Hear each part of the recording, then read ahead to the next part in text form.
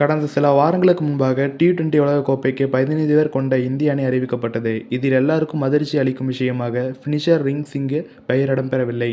இந்த நிலையில் அவர் பல விஷயங்கள் தொடர்பாக மனம் விட்டு பேசியிருக்கிறார். சமீபத்தில் இந்திய வெள்ளைப்பந்து கிரிக்கெட்டுக்கு மிகவும் நம்பிக்கை தரக்கூடிய வீரராக ரிங் சிங் அடையாளம் காணப்பட்டார். அவர் குறிப்பாக டி20 கிரிக்கெட்டில் ஃபினிஷர் ரோலில் அற்புதமான செயல்பாட்டை வெளிப்படுத்தியிருந்தார்.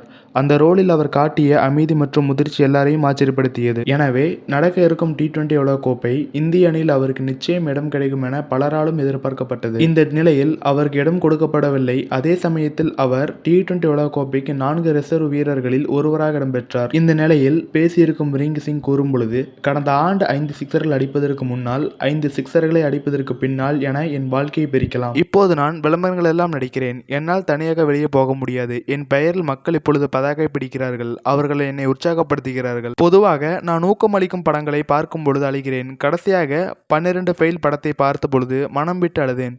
ஏனென்றால் அடிமட்டத்தில் இருந்து வந்திருக்கும் நான் என்னை அந்த படத்துடன் தொடர்புபடுத்தி கொண்டேன்.